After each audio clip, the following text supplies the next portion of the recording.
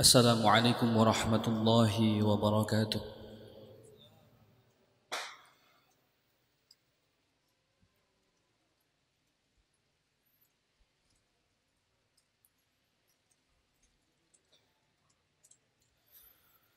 A'udzu billahi minasy syaithanir rajim.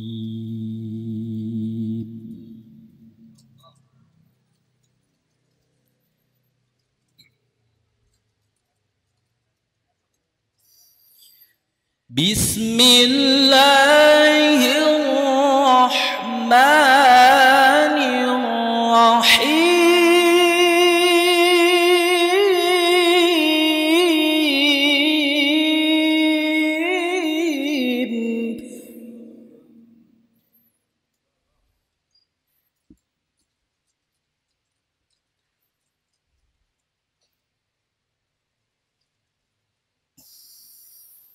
شهر رمضان الذي أنزل فيه القرآن هدى للناس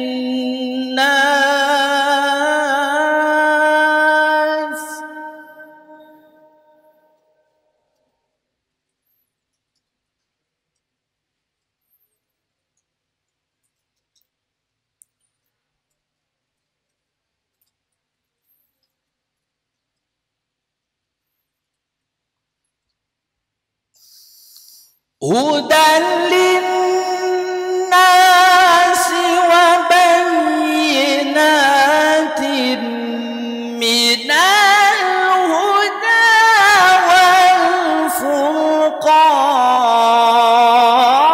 والفرقان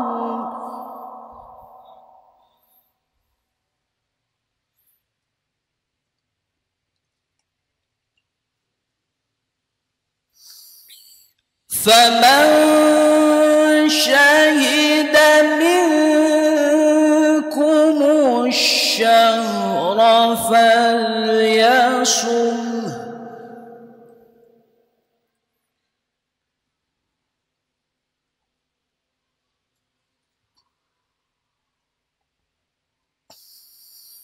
ومن كان مريضا أو على سفر فعدة من أيام أخر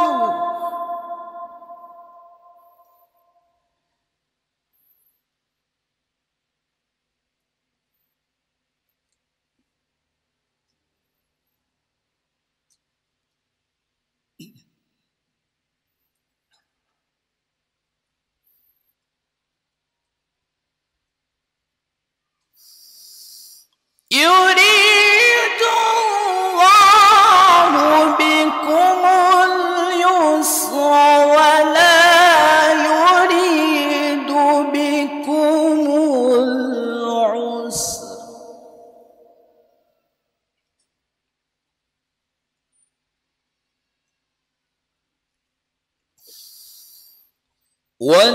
ولتكملوا العدة ولتكبروا الله على ما هداكم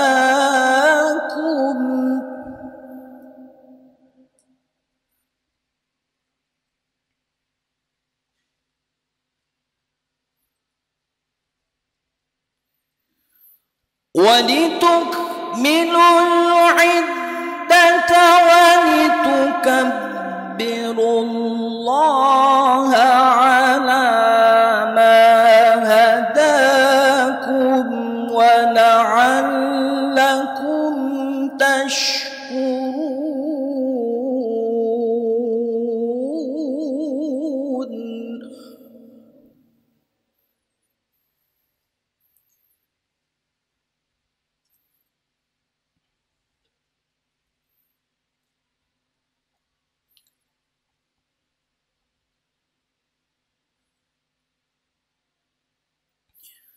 بسم الله الرحمن الرحمن الرحيم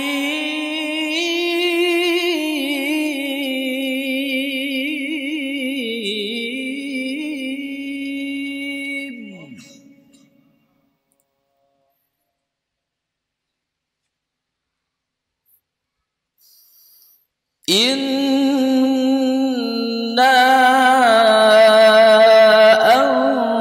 أنزلناه في ليلة القدر وما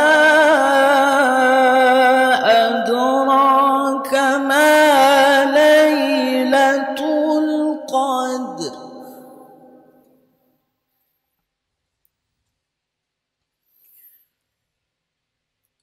ليلة القدر خير من 1000 شهر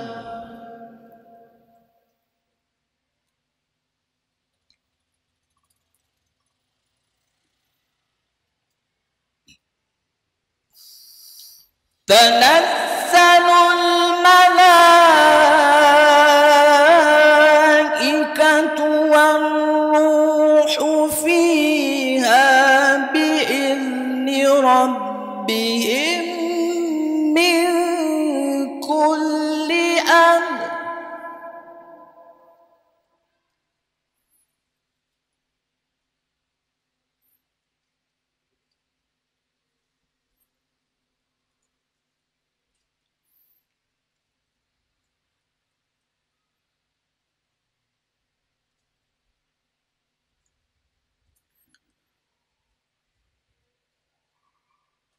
سلام هي حتى مطلع الفجر صدق الله العظيم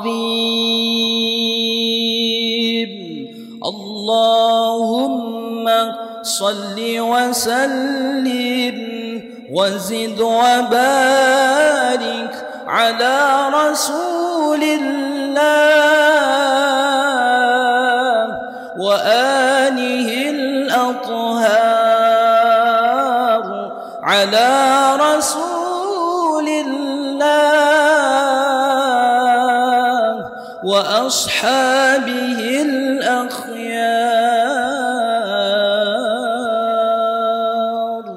السلام عليكم ورحمة الله وبركاته.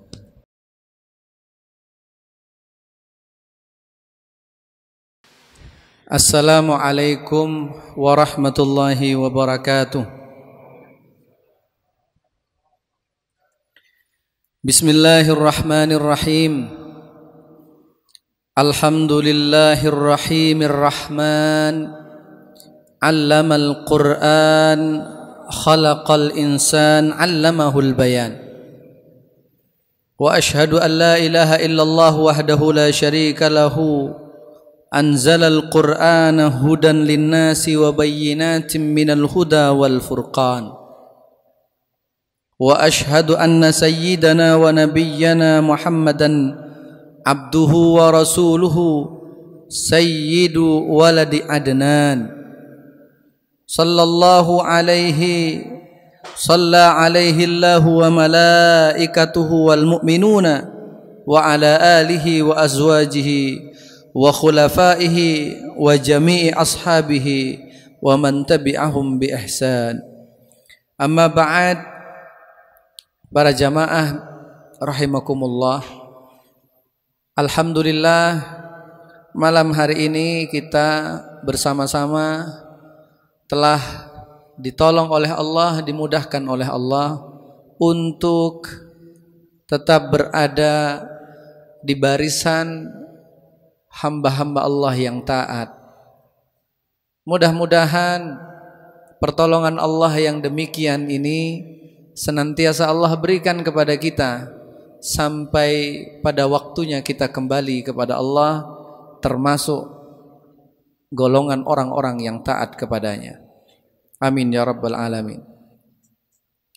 Salawat dan salam marilah kita jadikan penguat ingatan kita bahwa kita sampai pada kehidupan yang kita rasakan begitu nikmat hari ini semata-mata karena perjuangan, jasa dan kasih sayang dari manusia yang paling mulia, yaitu baginda Rasul Muhammad sallallahu alaihi wasallam. Manusia yang tidak boleh kita lupakan, manusia yang oleh Allah Subhanahu wa taala kita diwajibkan untuk selalu menyebut namanya, membaca sholawat di dalam sholat kita. Bahkan Allah menjanjikan balasan atas ingatan kita kepada beliau. Jika kita mengingatnya sekali, maka Allah Subhanahu wa ta'ala beserta para malaikatnya yang akan mengganti dengan mengingat kita. Mudah-mudahan kita semua diakui sebagai umatnya dan kelak kita ditarik untuk bersama-sama menuju surga Allah Subhanahu wa ta'ala. Amin ya rabbal alamin. Bapak Ibu para jamaah rahimakumullah, kalau kita berbicara tentang Nabi Muhammad sallallahu alaihi wasallam, berarti kita juga berbicara tentang banyak hal yang luar biasa, termasuk Ramadan, termasuk nuzulul Quran. Karena Al-Quran tidak turun kecuali karena baginda Rasul Muhammad sallallahu alaihi wasallam. Jadi ini semacam mata rantai yang tak terputus. Kalau tadi oleh Ustadz Latif dibacakan surah Al-Baqarah 185, Syahrul Ramadan alladzi unzila fihi al-Quran. Maka dalam data-data yang disajikan oleh para ulama tafsir, salah satunya adalah Al-Imam Ibnu Katsir dalam tafsirnya, bahwa sebenarnya Ramadan ini dipuji oleh Allah. Kalau bulan yang lain tanpa disebutkan syahr, kata bulan. Karena Ramadan niku Pak, wonten sejarah. Ramadan itu secara makna adalah situasi yang sangat terik, yang sangat panas. Sehingga kalau kata para ulama, kalau menyebut bulannya, maka jangan pisahkan dengan kata syahru Ramadan atau bulan Ramadan. Karena zaman dulu kata Ramadan itu bisa bermakna panas yang sangat terik. Sehingga untuk membedakan bahwa yang sedang dibicarakan itu bukanlah musim tetapi bulan yang mulia, maka para ulama menyebut Ramadan itu dengan kata syahrul Ramadan. Ini juga menjadi bagian dari betapa Allah Subhanahu wa ta'ala memuliakan Ramadan. Pertanyaannya adalah, apakah dari zaman dulu Allah belum pernah memuliakan bulan Ramadan? Dalam data yang disampaikan oleh para ulama, iya, Ramadan ini menjadi mulia karena di dalamnya ada Al-Quran. Syahrul Ramadan alladzi unzila fihi Al-Quran. Kula kalih panjenengan kalau melihat bahwa ada perubahan tatanan sosial yang menggembirakan, dan itu terjadi karena adanya Al-Quran. Karena sejak Al-Quran diturunkan, lalu sejak saat itu manusia berangsur-angsur mengalami kebahagiaan. Nah, kalau seperti itu berarti bulan yang menjadi penanda, menjadi awal turunnya Al-Quran yang membawakan kebahagiaan pada akhirnya, berarti kita juga mesti menjadikan bulan turunnya Al-Quran itu sebagai bulan yang bahagia. Contoh ngaten. Kita di Indonesia ini selalu memperingati proklamasi kemerdekaan. Kenapa? Karena kita ingin mengingat, menandai bahwa sejak saat itu bangsa Indonesia ini berangsur-angsur bisa memperbaiki kehidupannya. Tidak lagi dijajah oleh orang-orang luar. Penjajahan yang menyisakan penderitaan di masyarakat kita, kemudian itu hilang. Tentu itu adalah momen yang membahagiakan. Apalagi yang sedang kita bicarakan adalah momentum ketika Al-Quran itu merubah tatanan kehidupan, bahkan dalam seluruh aspek kehidupan. Bahkan bagi orang beriman, tatanan yang berubah itu bukan hanya tatanan sosial, tapi juga tatanan spiritual. Kula kalian jenengan boten bayangke, nek boten wonten Kanjeng Nabi Muhammad, menawi boten wonten Al-Quran turun, bukan tidak mungkin kula jenengan sampai hari ini melu-melu nyembah-nyembah berhala. Sejarahnya seperti itu. Kita bisa melihat bagaimana orang-orang bahkan sampai hari ini yang disembah sesuatu yang dibuat manusia sampai hari ini masih ada. Kadang berupa berhala, patung, kadang di sebagian tempat berupa pohon, berupa barang yang sebenarnya tidak ada nilainya sampai hari ini. Tapi karena Al-Quran, lalu kita dijadikan manusia-manusia yang berpikir secara normal, yang rasional, yang tidak mungkin dalam dialog Nabi Ibrahim dengan ayahnya dan kaumnya, tidak mungkin barang, benda yang untuk menolong dirinya sendiri saja tak mampu, lalu kita gantungi untuk menjadi penolong kita. Itu adalah sesuatu yang tidak masuk akal, yang tidak logis dan tidak rasional. Maka Al-Quran itu menjadikan bulan di mana dipilih turun di dalamnya menjadi bulan yang mulia. Nah, ini urusan poso kula jenengan di awal-awal kita Ramadan pasti sudah dibacakan Al-Baqarah 183. Bahwa yang puasa bukan hanya kita, umat-umat terdahulu juga melakukannya. Dalam data-data ulama salaf itu, bahkan dulu kaum Nasara puasanya bisa sampai 50 hari. Karena dari sebulan Ramadan itu ditambah 10 sebelumnya dan 10 sesudahnya, sehingga menjadi 50 hari. Berat itu. Tetapi di Al-Quran itu SOP-nya, kemudian bagaimana puasa itu dijalankan, bahkan dispensasinya juga ditulis. Gitu? Bagi orang yang sakit, orang yang sedang dalam perjalanan yang berat, fa'iddatun min ayyamin ukhar. Ada solusi. Beberapa hari yang lalu waktu saya isi kajian di UII, ada mahasiswa yang bertanya, di mana letak kemudahan Islam itu bagi orang yang berpuasa dan dia tinggalnya di negara yang waktu siangnya lebih panjang daripada waktu malamnya.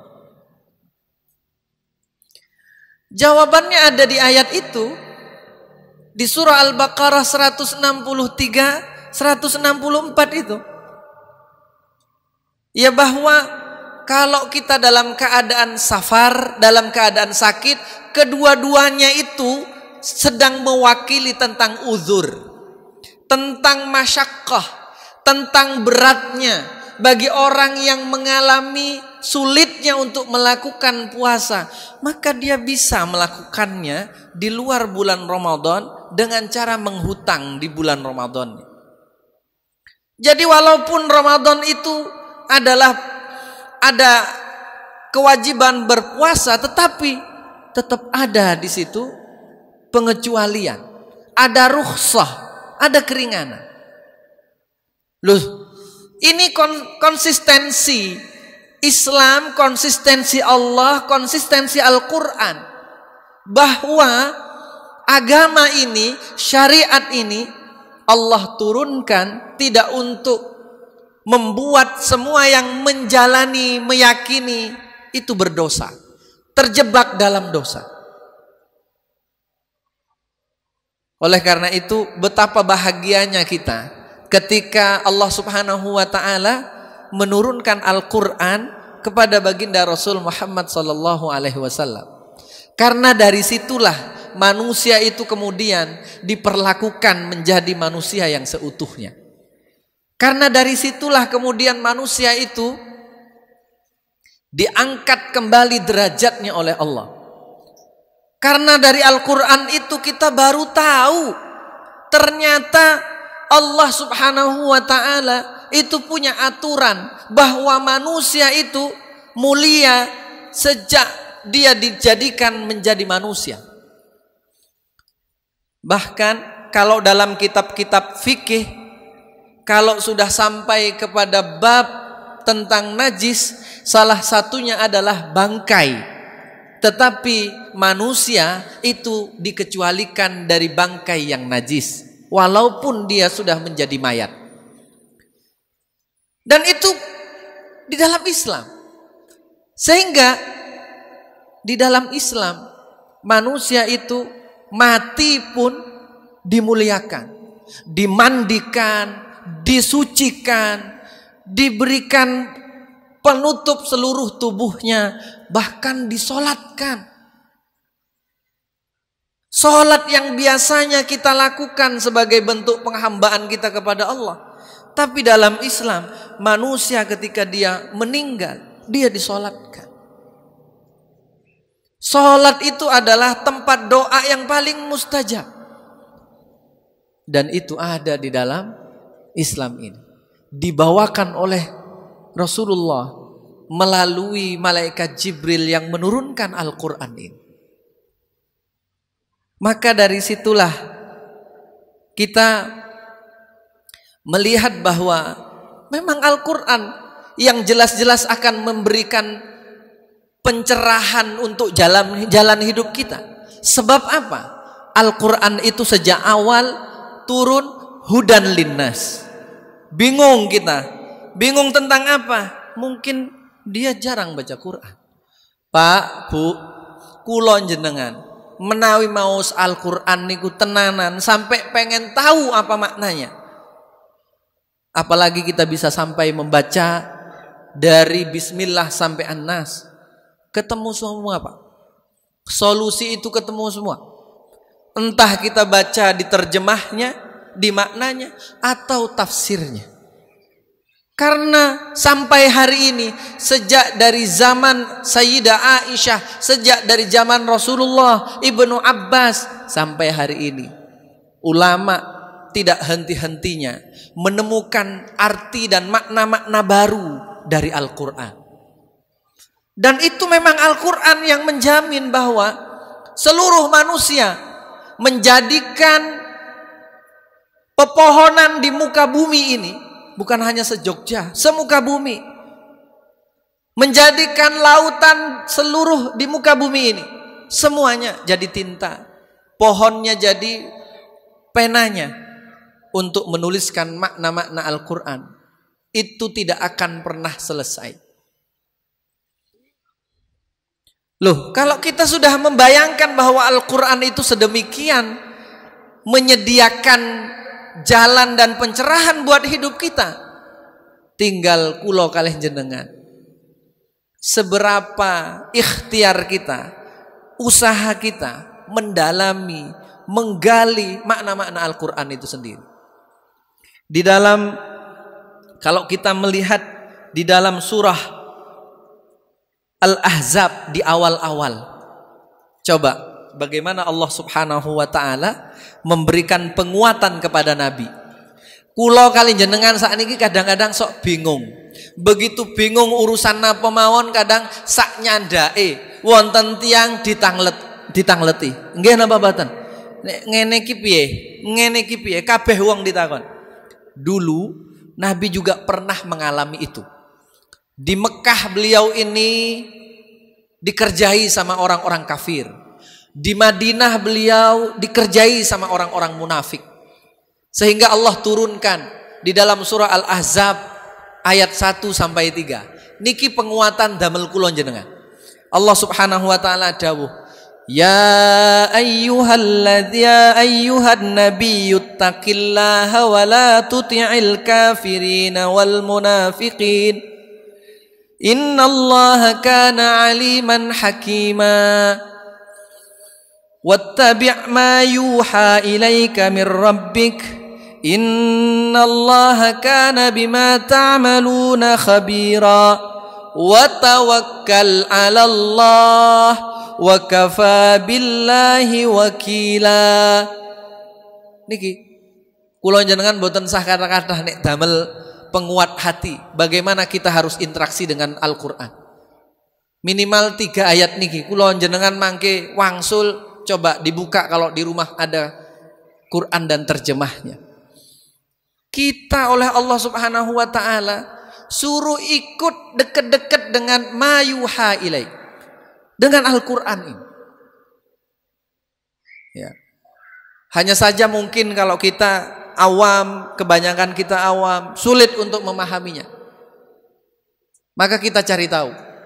Ya, mudah-mudahan nanti di MJS ada pendalaman tentang tafsir Al-Quran.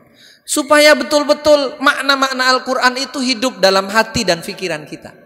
Setelah itu kata Allah, wa tawakkal 'alallah. Tawakal kepada Allah. Karena kalau kita berpasrah kepada Allah Subhanahu wa taala, wa kafa billahi wakila. Allah yang akan mengurus semuanya. Maka sebagai penutup, saya mengajak diri saya pribadi dan juga seluruh Bapak Ibu sederek sedaya kaum muslimin muslimat, monggo kula jenengan ditenani, dicerai Al-Qur'an ini. Kita berharap Al-Qur'an itu betul-betul bisa menubuh hidup di dalam diri kita.